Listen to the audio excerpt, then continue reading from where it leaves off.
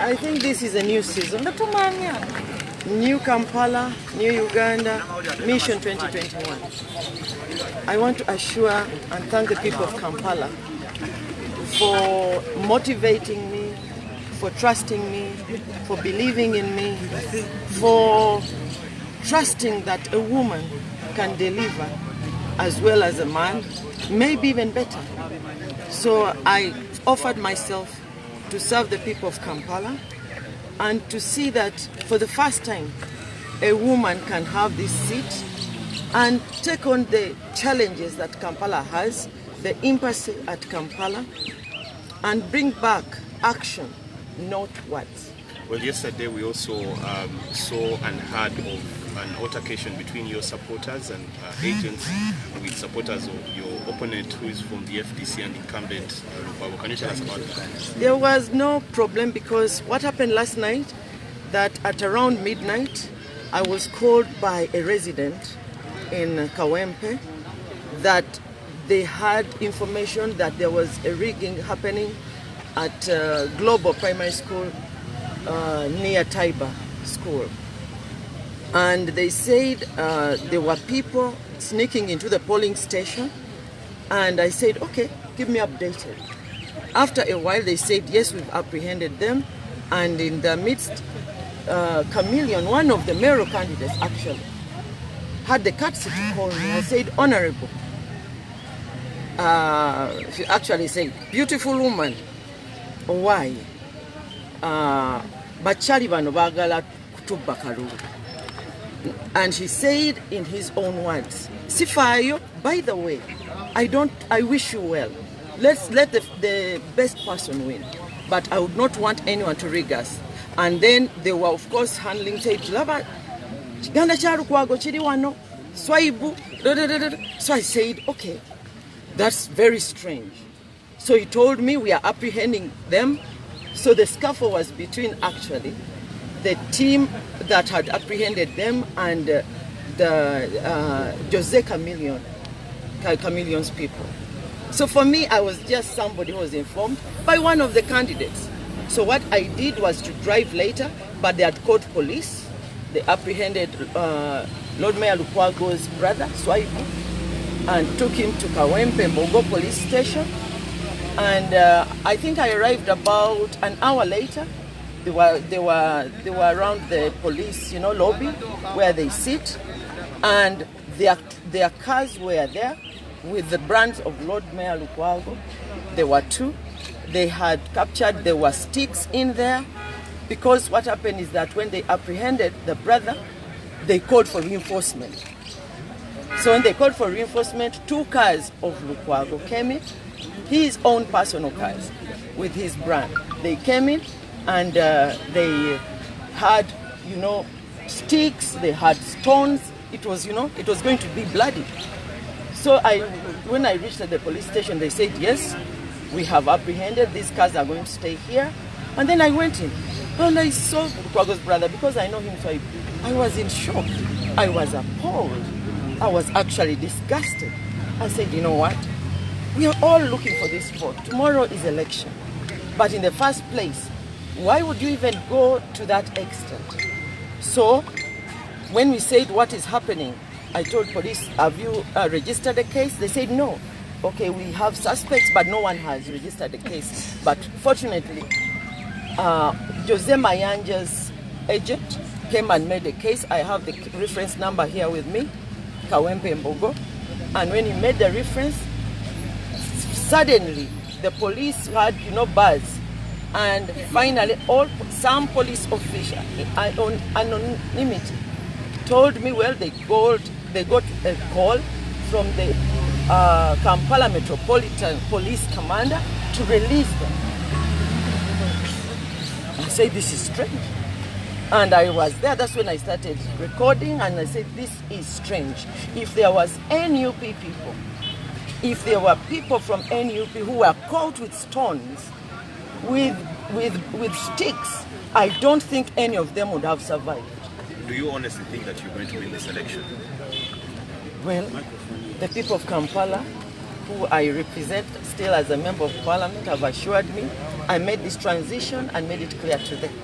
And I said, I've served as a member of parliament, but I feel Kampala has a vacuum in implementing what members of parliament legislate. The budget of Kampala is, duly given to the Lord Mayor's office and his council. So I think that vacuum for the people of Kampala, and also the lack of action and the complaining that has been on for 10 years. And whatever happens, if he's not complaining about a minister, even if a minister is changed, the complaint will shift to the next minister. If it's not about the executive director, it will be about the councillors. So the complaints will never stop. So I think Kampala deserves some work. Kampala deserves better. Kampala deserves implementation, because that's the role of the Lord Mayor and his council and her council. So I hope this time round people will see the change that they voted.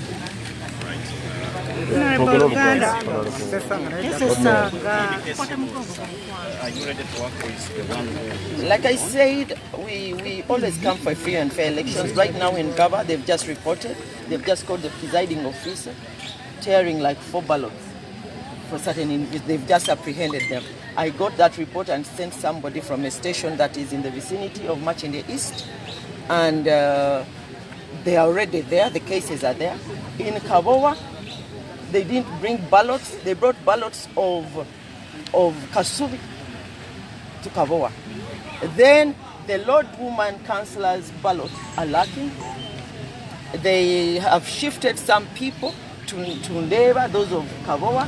So I think there is malpractice already. And I've just heard at Christ the King Civic Center, around that area, police, the army has cordoned off. So we are not saying that because it's a local government election that is free and fair. I'll watch the space. The day is still early, so we will assess the day's election and the campaign process as it unfolds and as it ends. As of now, what is your conclusion about it? It is not fair? No. Because malpractice is still 2021 general elections. This is just the next phase of the election. So when I see that being played out from the night, from the eve of the election, and it's across parties, So I think there is a problem, and I think NUP is being targeted unjustly, because when I looked at the confidence that Lukwago's team had around police, and they were released on bond in the night at 2 a.m., I wonder.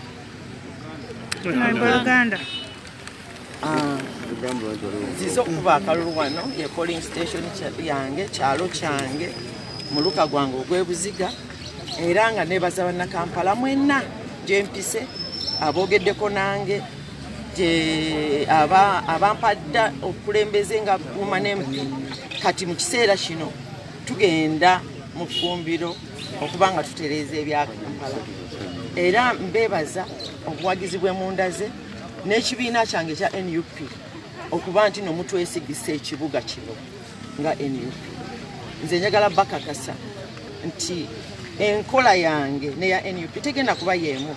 Sijja kwogerera abaddewo, naye nze mmanyi bulungi nti wabaddewo obwanjabala, wabaddewo obunafu. Mmanyi omunafu ye bw'aba alemeddwa okujjula yeekwasa amazzi tegabaddewo, ate amasannyalaze gabuze, nabadde ngenda kukola bwe nti ate omwana n'aseerera.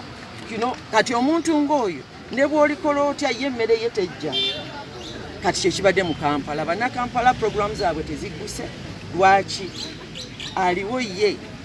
Simanyi oba alowooza ofiisi osobola ogibeeramu obwomu, oba owandiisa abantu boyagala okukola nabo.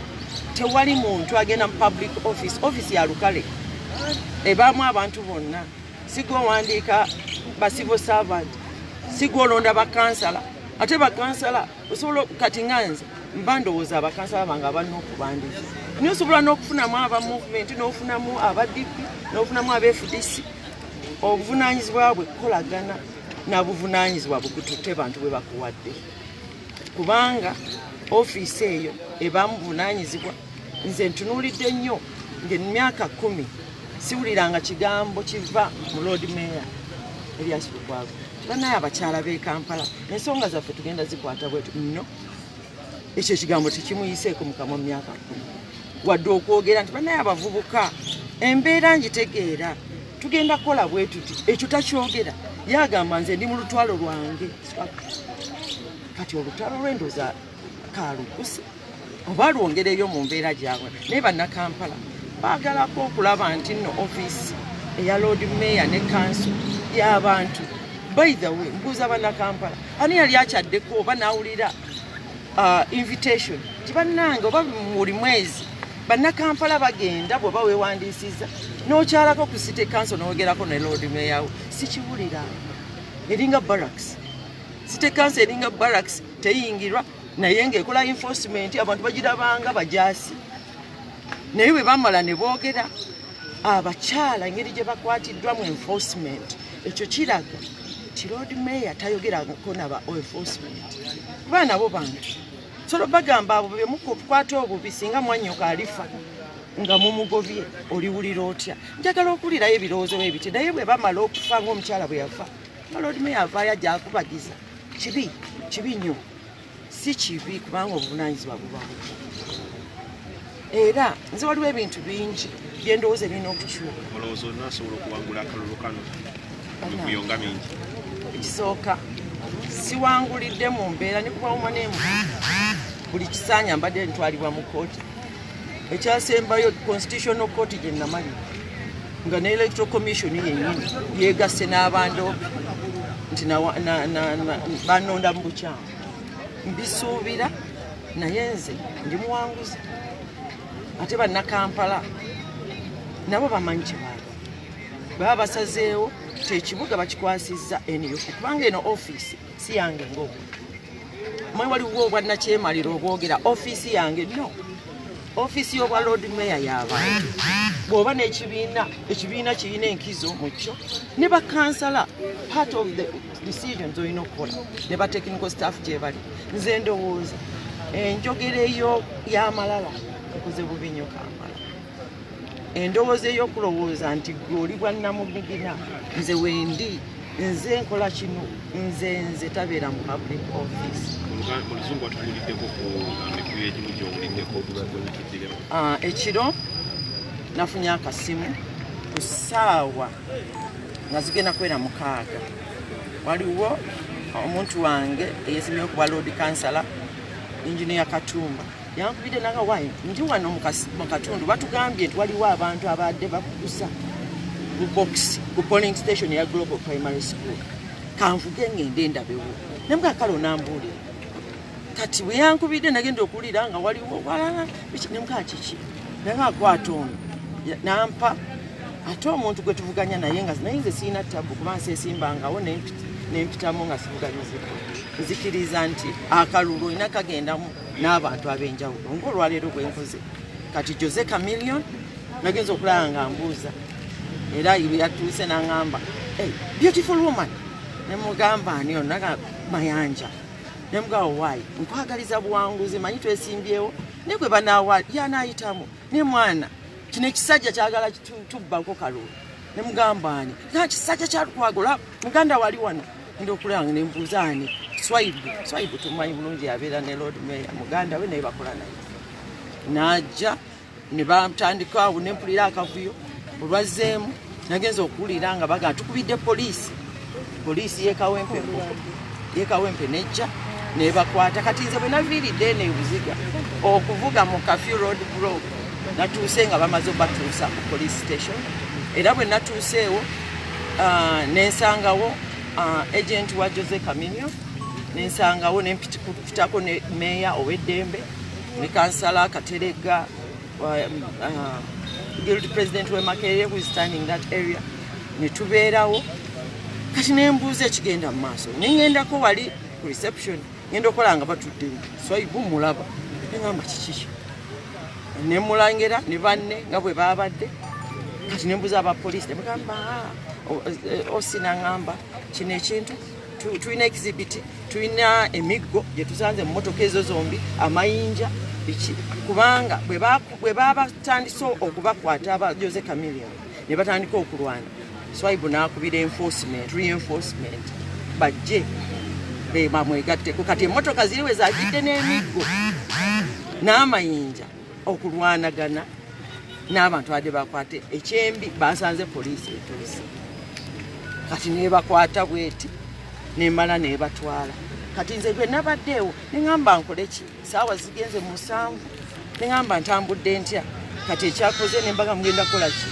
bapoliisi nebaga nti wali complainant nenekengera neŋŋamba hasi ng'abadde NUP nga emmotoka ziriko NUP ziriko Kyagulanyi ziyina emiggo ziyina amayinja simanyi oba abaana abo bandivuddewo nze kyendowooza waliwo abantu abeesiiga akazigo naye nga nabo singa bafuna omwagaanyi babbi ba bululu naye ekyanewunyisiza neŋŋamba wa Jose Chameleon mugenda kola tunagamba yes ne bagenda ne bakola statement kyanewunyisiza amasimu ne gatandika okuvuga agawaggulu abaavu abaavu ne watandika okubibwa amasimu era bwe bamaze okuba amasimu nze nembeerawo nagenza okulaba ng'oli bamuwandiikira bondi awo wenatandikidde live nti kino kyendaba kituufu bondi ezo saawa 8 ogw'ekiro ng'abaana baffe bakwatira ekalangala bakyaliyo nakati tebalina musango tebabakwata na miggo tebabakwata na mayinja naye bakyapookeza mu makomera kati bwe bakutte n'emiggo ekiro mu Kafyu mmotoka 2 n'amayinja nga bali ku polling station bondi bagifunye saawa 8 naye bannakampala mwebeereremu nze ndowooza abakuba enduulu ennaku zino ababbi be bakulubirira be babbye enduulu bangi abakubi b'enduulu naye nga babbi kibi nnyo omuntu okunyakulako akasimu mu kkubo noba otandika okweranga n'akuba enduulu okusinga abantu bwe bajja ne balumba ggwe kati kyekibaddewo mu Kampala omanyi amazima gakeerewa naye gamala ne gatuuka ate omubbi aba n'ennaku 40 era olunaku lwa 40 osobola okulowooza nga tufa naye lumala ne lutuuka nze ndowooza ababbi b'obululu naddala omusingi gw'obubbi bw'obululu buli nnyo mu Central Division buli muntu ayitako mu Central Division ayiga okubba akalulu mu division emirala kyobula twabakutte kubanga ebyo ebizibu era mulaba nti n'abubokisi bwaffe babukwatamu Sereko yakwata mu kalulu kyova olaba nti ttiimu eyo tugimanyi batambula bonna era bakulemberako Central Division bonna ka ttiimu wadde kabeera mu pate yanjawulo kakola mbeera ya kimafiya batambula bonna nasobola okuwangula mu mbeera eyo ndi muwanguzi situubira nti no sizoganyizanga embeera zonna mbadde mpita mu kiseera ekizibu ate kati ndi wa mukisa tulinamu mu kibiina nga kinwana okuva waggulu ku president paka ku secretariat kati ndi mu kibiina nga president wange andimu nange mulimu muwulira nange sisobola kugamba nti Kyagulanyi singa tampagire ekyo mu FDC buli kaseera ne weekubagiza oli mu kibiina kati lwaki bwe mbadde mpangulira mu bukubi ng'ekibiina kyange kinwana kati ate nga ekibiina kyange tekirina buzibu sendowooza obuwanguzi bwaffe ate nja kutwala obuwanguzi buno ng'obwa NUP tusobole ekibuga kino okuba nti nno tukola ekyenjawulo ng'abantu bwe batwesiza tulabyeko banna NUP abamu abatakuwagira bava wabwerwaka kikukosa kitya njagala kwogera ekintu kimu waliwo ebyobufuzi ebyenkwe ebyobunanfuusi ebibadde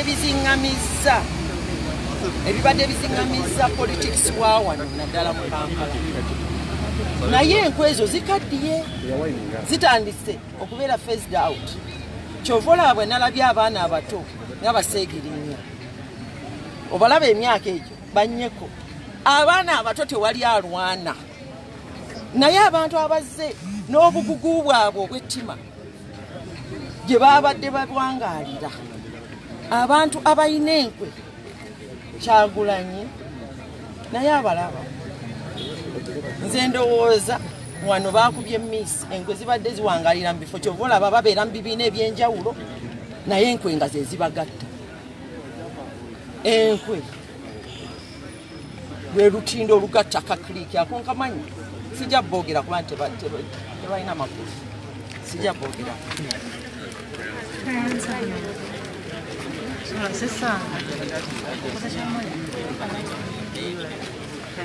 tabagambye mukakolere Wabweru.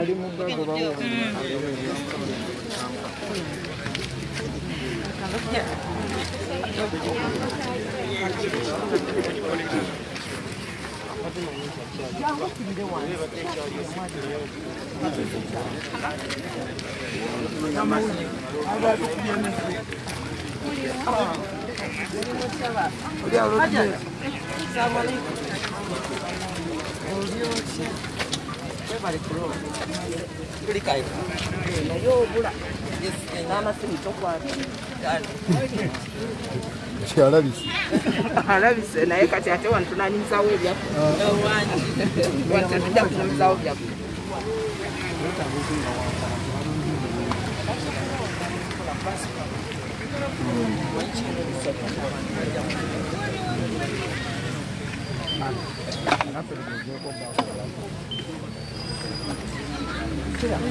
wali eggabana mukitegedde